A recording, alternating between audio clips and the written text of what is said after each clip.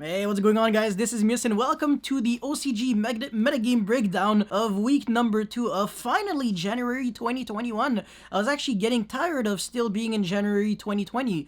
Like I said, really long year. And yeah, let's get right into it. Oh, and by the way, if you're pregnant or something and you are highly susceptible to dying from heart attacks, I strongly recommend to not watch this video because you might actually die. Anyways, let's get into it. So Virtual World is... Okay, maybe I exaggerated just a tiny bit. Virtual World is still the best deck, but not really, because now it's actually tied with Eldritch. So both decks got 8 representations in what should be top cuts. And that's actually really shocking because Virtual Worlds were always around 20-ish% for the past couple of weeks. And now, I don't know if the Virtual World players are just dropping the deck because they're getting tired of it.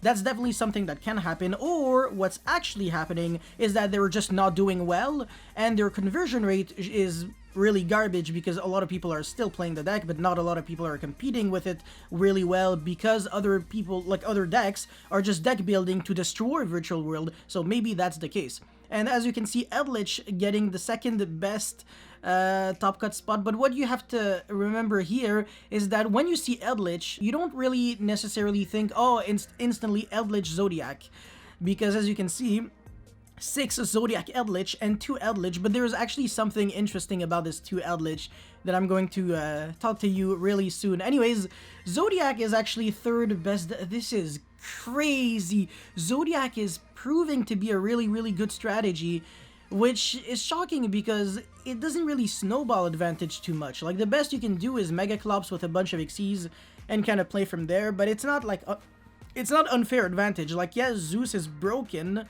but outside of Zeus, it's not an unfair deck. But yeah, it's really just because Zeus allows you to have 6 materials and then play around 2 negates with just 1 card, like what? Yeah, anyways, Adamantipator, oh, 7.9 tied with Drytron and Endymion and Phantom Knight, what the heck? Endymion never really got any representation in, like, the non-other section of the pizza pie chart right there. So yeah, Endymion being that good is really shocking. Adamantipator existing in the OCG isn't that shocking because in the TCG, obviously Adamantipator isn't great. It's not unplayable, it's just not great. I wouldn't play Adamantipator personally. It just kind of does, it needs too much effort to end on like 2-3 negates max.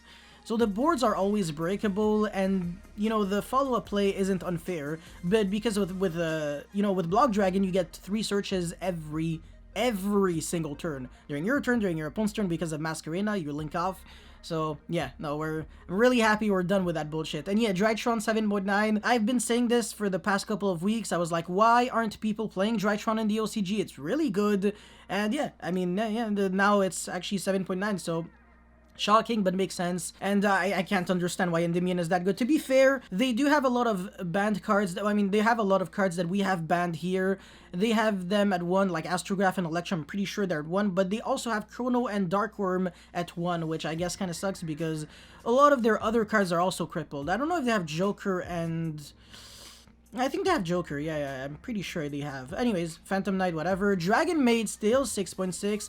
Shadol, insane. This deck's really good. This deck technically should be on par maybe with Zodiac. A little better than these 4 decks. Well, to be fair, no, actually, Drytron should be up there.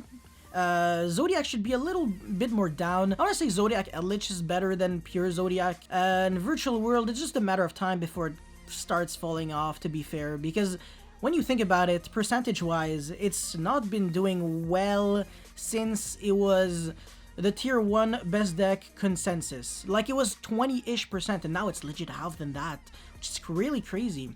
Anyways, the other decks are Salamangreat, Thunder Dragon, which is, you're gonna see here, 2 regular Thunder Dragon and 2 Chaos Thunder Dragon. This isn't like the combo version that you know from Nats 2019 and stuff like that. It's really not like that. It's more of like a... It's still kind of combo-y, but not like super combo heavy oriented. It's still, it plays with like Chaos Space and it draws cards and it just plays like Chaos Dragon Life-Linear, I guess. It's like, it's okay. It's not broken, but yeah. Anyways, yeah, 3 Prankids and 3 Zephyra. Prankids is that kind of deck that personally I don't recommend it to anyone because whatever Prankids can do right now, it's not something that other decks cannot do. Like, a lot of decks can play Yu-Gi-Oh! With one card, so why bother with Prank Kids? Prank Kids, they need their normal summon to play, or they need a fusion spell like Pandemonium or Polymerization, otherwise they still can't play. You still scoop to Dweller, VFD, and all of that, so... what makes Prank Kids so unique? Kind of nothing, to be fair. Even though it's still a good deck because one card gets you there, I don't know. Zephyra, sure. I mean, I don't know why it's good, but it's good. In the OCG, Zephyra has always been much better than in the TCG because they have Denglong and they have other stuff. Right here, we don't have jack shit. Code Talker, this deck's really good in the TCG. This deck, the Tempest of FTK doesn't exist, obviously. Dinosaur would be better off in the TCG. Sky Striker Mech Knight, that's a cute strategy. I don't really necessarily see the... Yeah, I mean, yeah, I guess you have like one card columns easily, but I don't know. It's really good going second, but going first it looks mediocre. And Spiral, I mean, yeah, they still have a bunch of cards, then why not? Alright, the Virtual World guy, this is where the spice is actually coming up. So first of all, he's playing one Virtual World 2-2, which is the new Virtual World monster. Kind of similar to Nyan Nyan away because it kind of special summons itself from the grave, if I recall correctly, and you can normal summon it from your hand without tribute summoning, so it's basically just another Nyan Nyan. But the interesting thing here is that he's still only playing 20 monster, including 15 Virtual Worlds, so in order to play that one of 2-2, he had to cut Nyan Nyan from 3 to 2. That rhymed, LMAO, and this is actually the first ever 40 card deck list in the OCG that I've seen that plays 3 Pot of Desire, so I'm actually shocked. He still doesn't play 3 Upstart. I kind of have cancer when I see people not play 3 Upstart when they have the opportunity to do so, but the reason why Upstart isn't that great is because, well, first of all, you can randomly lose to Joel out of nowhere, you can lose to Anti-Spell, and also it would force you to maybe play like 43 cards, except if you really want to cut some important cards, like, I don't know, Maxine Ash, you don't want to cut them. You don't want to cut Crossout Designator and Called by the Grave. You want to max out. There's basically 8 anti-Maxi. 3 Ash, 3 Crossout, 3 Called by the Grave. So if your opponent has Maxi, as a 2 or 3 of, you technically have a higher chance of countering Maxi than to lose to Maxi. Which is funny, but it's still a really cancerous mentality, honestly. Oh yeah, this card scares me so much that I want to dedicate 1/4 of my deck to beat it. I don't know. I don't really like a game where you're constantly under fear and pressure of just one single card, and it has just too much of an impact.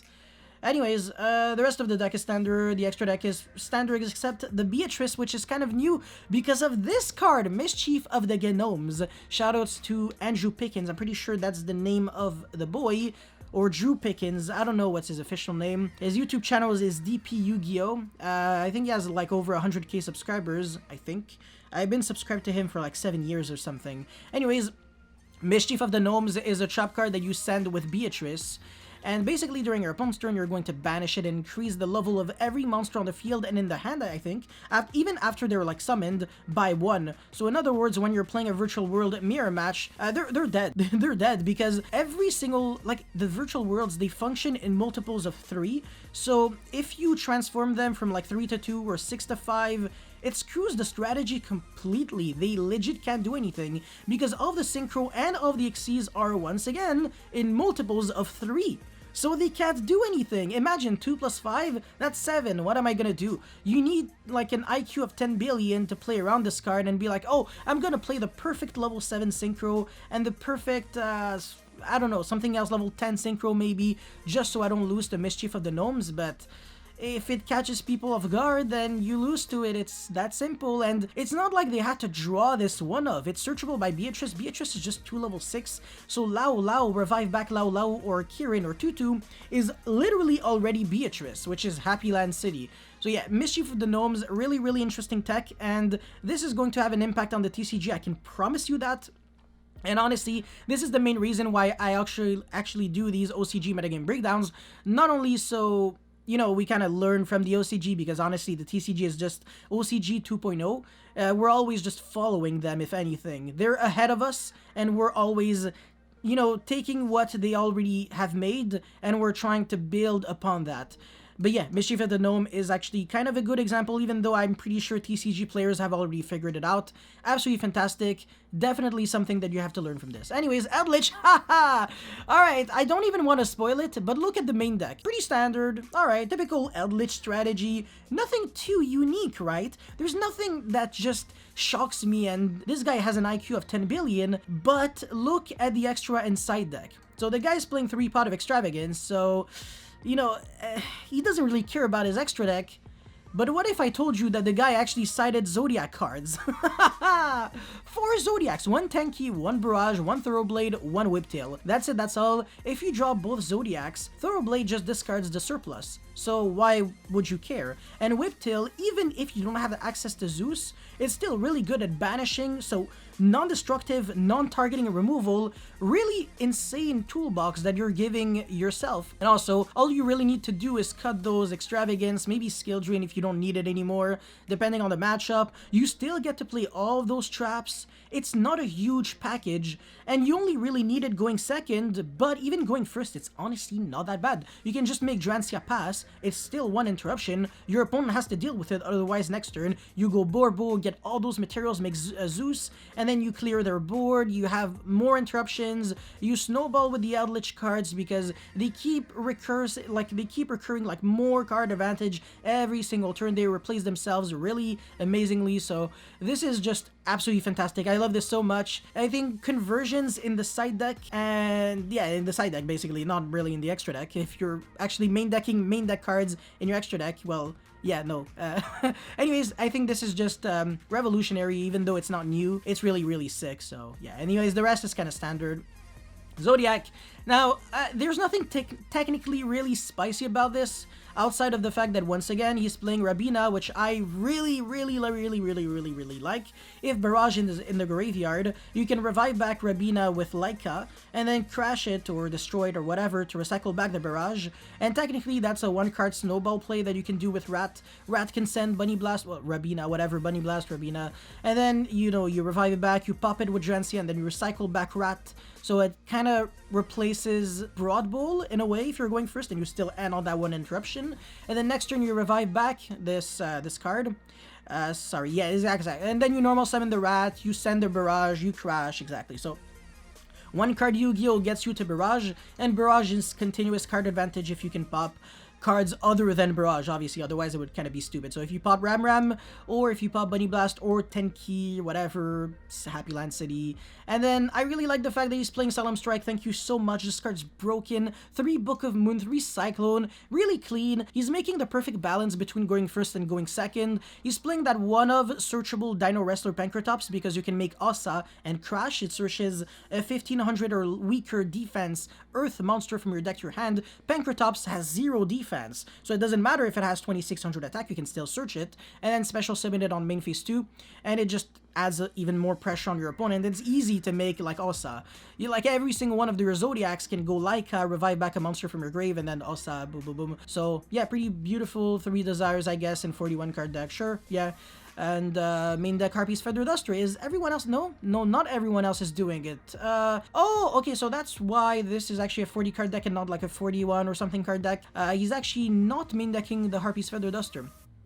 Interesting. So the Zodiac player was the only one. Anyways, in conclusion, all they're really saying is that, as you can see from the pie chart and everything here, is that combo decks are actually gaining in popularity, meaning that Dark Ruler No More, right there, is actually going to be it's going to be a new trend in people's side decks. So if you're an OCG player, watch out for that, but if you're a TCG player, definitely try to learn something from this. So that's all I had to showcase and say for this OCG metagame breakdown. If you guys have any comments or feedback, let me know in the comment section below. Don't forget to like and subscribe because it motivates me a lot to keep making videos like these. And that's pretty much it. Thank you for watching. I'll see you next time. Peace.